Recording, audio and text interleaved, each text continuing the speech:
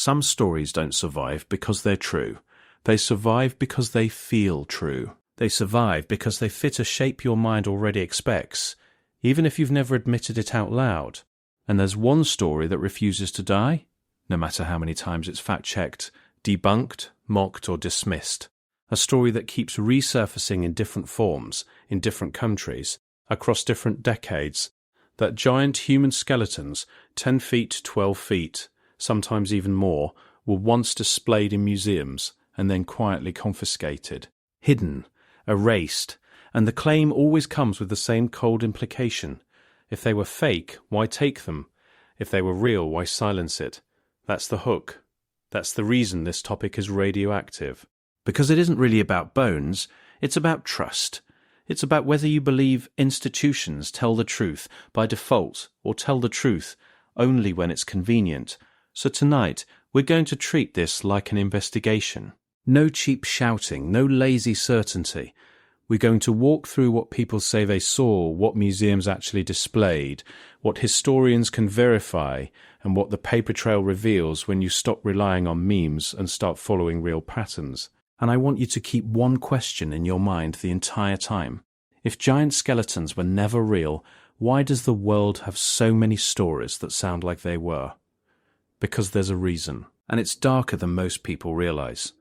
Not because giants are hiding under a tarpaulin in a warehouse, but because the human mind is easy to steer, especially when you mix three ingredients: fear, faith, and spectacle. To understand how this story grew into a modern obsession, we need to go back to a time when science was still being invented in public, a time when newspapers were hungry, a time when museums weren't quiet temples of knowledge. They were theatres, and the audience didn't come for boring truth. They came for wonders. Back then, it didn't take a peer-reviewed paper to change what people believed. It took a headline, it took a crowd, it took a rope barrier and a ticket booth. And once you see that world clearly, the giant skeleton mystery stops being a single claim. It becomes a system. Because the giant skeleton confiscation story isn't one story. It's a fusion of many stories. Some real, some misidentified, some exaggerated, some deliberately faked, collapsing into one modern legend. So let's begin with the part that makes this feel like a smoking gun, the museum display. Because yes, museums really did display giants. They really did. But not always the way people think. Sometimes giants were human. Sometimes giants were not human at all. Sometimes giants were literal stone statues carved to fool the public. And sometimes giants were the result of a much simpler phenomenon. Normal human bones measured, reported and repeated by people who didn't know what they were looking at. Or worse, people who knew exactly what they were doing. Here's what most people don't know about the 1800s. It was the golden age of public deception, not because everyone was evil, because the incentives were perfect. You could make money by discovering a giant. You could get famous. Your town could become a destination. A businessman could sell tickets. A newspaper could sell copies. And the best part, even if it was exposed as a hoax, the money was already made. The crowds already paid. And the story already travelled. So when modern people say there were giants in museums, what they often mean is there were giant exhibits that looked like bodies, and they were public, and the public believed, which is true. But the second claim, the confiscation, is where things get complicated. Because if you want to convince people something was hidden, you don't need proof it was seized. You just need one missing link, one gap, one artifact that can't be traced. And the 1800s was full of gaps. Records were sloppy. Collections moved, fires destroyed archives, private collectors hoarded objects, museums traded specimens like playing cards, labels were lost. So a lot of things really did disappear, not because someone silenced them, because the system was chaotic. But here's what makes the story feel sinister. In the chaos, institutions gain control, and once institutions gain control, the public assumes intention. Now, there's one name that always appears in this legend like a shadow. The Smithsonian, depending on who you ask, the Smithsonian is either the ultimate authority or the ultimate villain. The claim goes like this. that the Smithsonian found giant skeletons in North America, displayed them, then destroyed or confiscated them to protect an official narrative of history. And this idea went viral so hard that people now speak about it like it's proven history. But when investigators traced one of the most popular versions of this claim, they found something revealing. It originated as a fabricated story from a known fake news site, then got re-uploaded and retold so many times that the source disappeared under the weight of repetition. That's how modern myths work. They don't survive because of evidence. They survive because of volume. But here's where it gets interesting. Story of false. The giant skeleton phenomenon that feeds it is real. Because the 19th century really was flooded with giant skeleton reports. Not one, hundreds. Across the US, Canada, Europe reports of massive human bones dug out of mounds, caves, fields, riverbanks, and the public didn't treat it as fringe. They treated it as news. So why were there so many? Were giants actually being found? Or was something else happening that made it look like they were? To answer that, we need to understand what the 1800s did better than any era in history. It industrialized belief. For the first time, you had cheap mass newspapers, penny papers printing sensational stories daily, and the public appetite was insane. If a paper printed a giant skeleton discovered, people bought it. If another paper reprinted it, it became confirmed. If 5 papers did it, it became common knowledge. And if a museum put something on display, even briefly, it became proof. This is how the myth got bones. Because even today, when someone says, "My great-grandfather saw it," they might be telling the truth. He did see it. He did see a giant display. The mistake is assuming what he saw was necessarily a giant human. Because one of the most common patterns in the historical record is this: mysterious giant human skeleton, later identified as mastodon, or other extinct megafauna. And yes, this happened repeatedly. People would reconstruct large animal bones incorrectly, mount them upright, replace missing pieces with wood or rawhide, and display them in a way that resembled a human shape. Then experts would examine them and realize, not human at all. And here's the uncomfortable truth. Sometimes the exhibitor wasn't even trying to scam people. They genuinely didn't know. Other times, they absolutely knew. Because if you call it mastodon remains, you get a few curious visitors. If you call it giant man from the antediluvian age, you get a line around the block. Now, if you want the single most famous case of a giant that became a national obsession, you don't need speculation. You need the Cardiff Giant. In 1869, a 10-foot petrified man was discovered in New York, and the public lost its mind. Crowds paid to see it. Newspapers erupted. Some believed it was proof of biblical giants. And then the story got even more absurd. His P.T. Barnum made a copy and exhibited his own giant. A fake of a fake fighting for authenticity in public. Eventually the hoax was exposed. It was a carved gypsum statue, planted and discovered as a money-making spectacle. And here's why Cardiff matters. Because it demonstrates something most people don't want to admit. The public wants giants to be real, not everyone's, but enough people that money can be made. And once money can be made, hoaxes will be built. Now take that truth and apply it to a century where thousands of towns are expanding. Newspapers are competing, museums are being founded, and the public is hungry for wonders. What do you get? A giant boom. Not giants.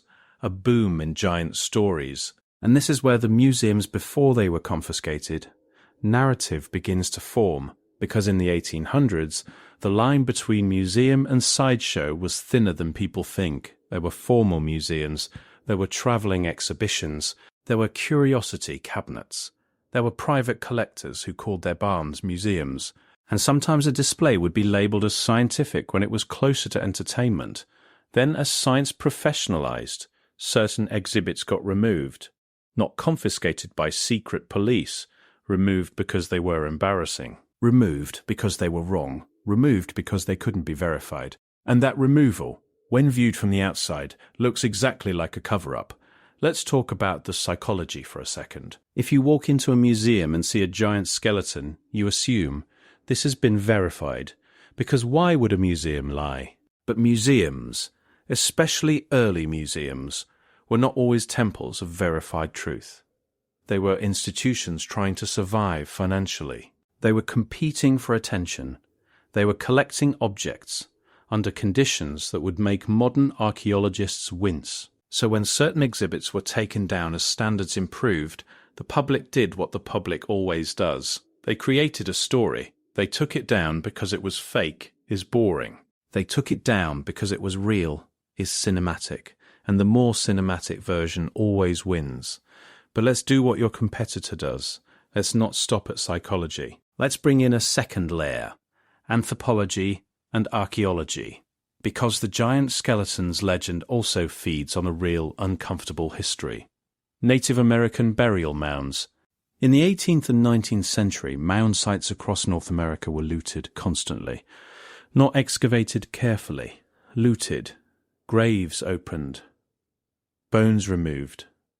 Artifacts sold. Skeletal remains shipped to collectors, universities, and institutions. This is documented history. And because the process was messy and the reporting was sensational, a lot of claims entered the record. Claims about giant bones, red-haired giants, massive skulls, 7-foot skeletons, sometimes more. What's true is that there are documented cases of unusually tall individuals. People with gigantism, people who are simply very tall for their era, people whose bones were measured incorrectly, people whose posture and burial position inflated reported length. But the jump from unusually tall to 10-foot giants as a lost race is where mythology takes over. And once mythology takes over, the story becomes immune to correction. Because correction feels like censorship. Now here's a crucial point that most videos get wrong. The legend claims giant skeletons were displayed in museums before they were confiscated. But when you trace many of the viral images used as proof, a lot of them are not evidence. They're miscaptioned, they're manipulated, or they're images of excavations of large animal fossils presented as humans. This is one reason the myth survives. It has visuals. And visuals bypass logic. A single image, even if fake, can implant certainty faster than 10 pages of explanation, can remove it. So what do we do with this in a video? We lean into the mystery, but we keep integrity. We show the viewer why it feels real. Then we show them how the illusion is built.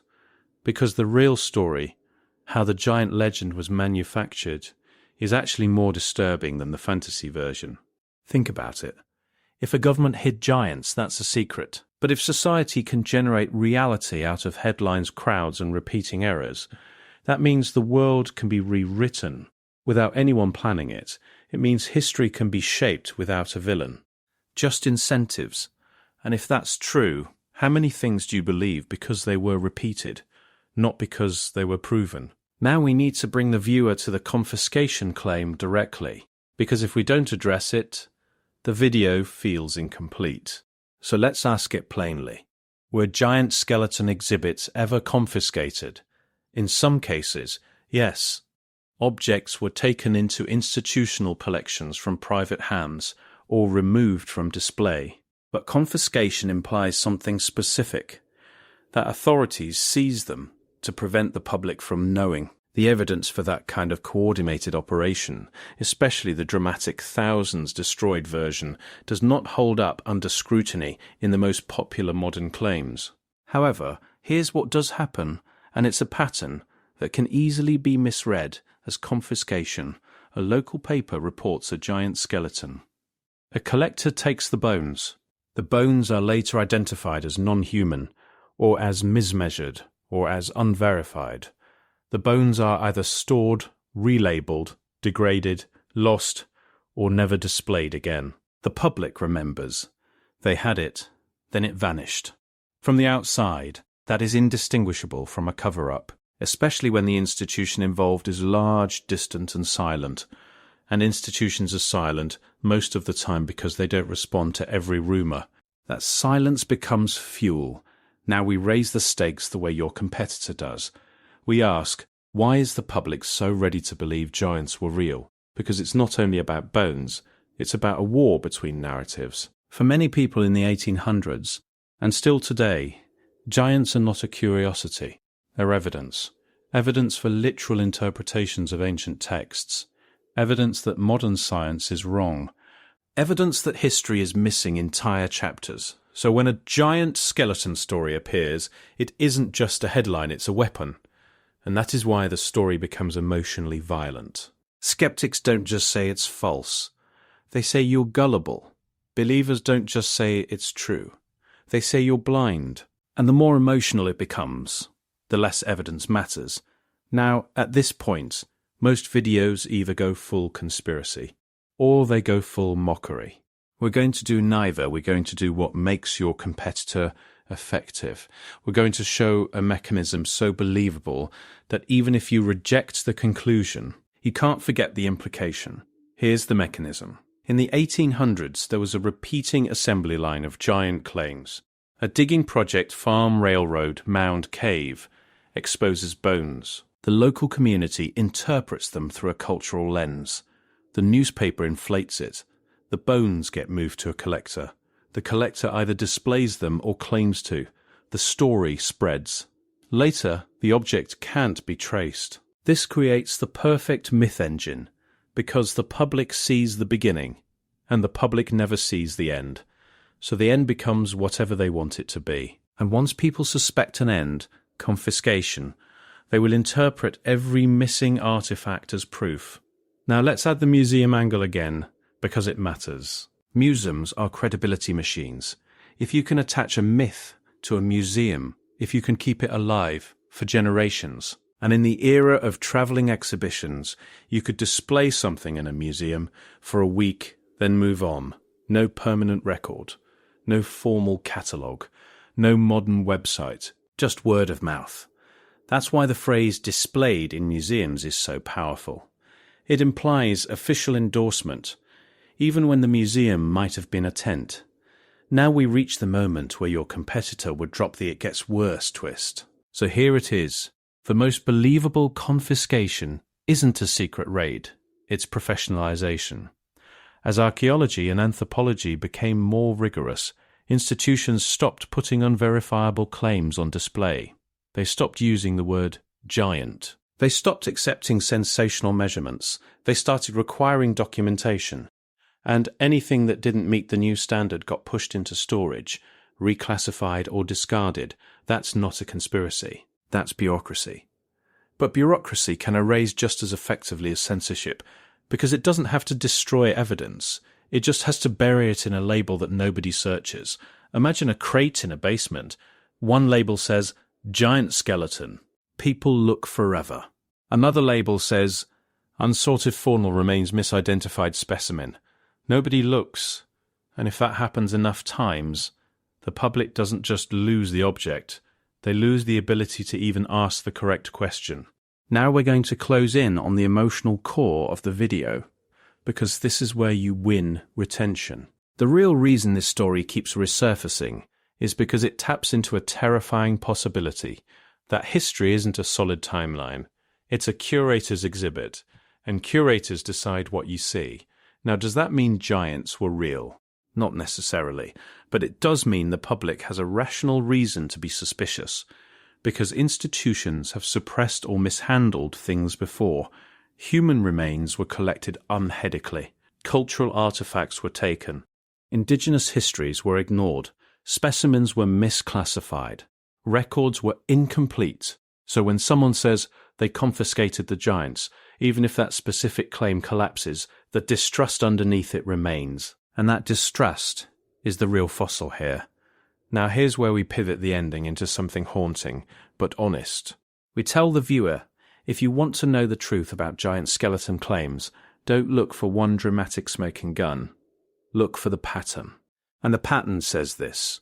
Many giant skeletons were hoaxes like the Cardiff Giant. Misidentified megafauna remains mounted incorrectly. Sensational newspaper fabrications or exaggerations repeated as fact. Real but rare cases of very tall humans, amplified into myth. And many confiscations were objects moving into collections without public tracking, reclassification as standards changed. Lost through poor preservation, removal because the claim could not be supported. Now, here is the final question chain, the competitor-style hammer. If the giant stories were false, why did so many newspapers print them? Why did so many people believe them? Why did museums and exhibitions display them? Why did anyone pay to see them?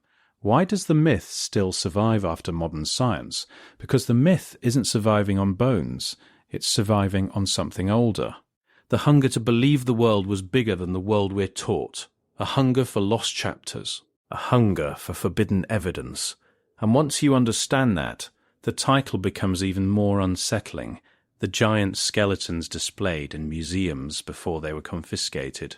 Because the most important part might not be the skeletons. It might be the display, the theatre of truth, the moment when something becomes real, because it was shown behind glass, and the moment when it becomes forbidden because it was taken away. Whether the bones were human or not, the psychological effect is the same. You saw something, then you weren't allowed to see it again, and that is exactly how legends are born. Now listen carefully, because this is the last thought I want you to sit with. If the public can be made to believe in giants through headlines and exhibits, then the public can be made to believe in anything through repetition and presentation, not because people are stupid, because people are human. We trust what looks official, we trust what looks certain. And when that certainty is removed, we don't naturally assume correction. We assume confiscation. So here's what I'm not going to do. I'm not going to tell you giants definitely existed. I'm not going to tell you institutions definitely hid them, because certainty without proof is just another kind of performance. But I will tell you this. The 1800s proved that a fake giant could conquer the public mind, and the internet proved that a fake claim can become history if it spreads far enough. So when you see the next viral posts claiming a museum displayed a 10-foot human skeleton before it was seized, don't just ask, is it real? Ask the darker question, who benefits from you believing it? Who profits from the outrage? Who wins when you stop trusting all evidence and start trusting only stories that make you feel hunted? Because the most dangerous confiscation isn't the confiscation of bones. It's the confiscation of your ability to tell the difference between proof and performance. And once that's gone, you don't need a cover-up to control history. History will cover itself. All it needs is a crowd willing to believe, and a display case willing to sell them a wonder.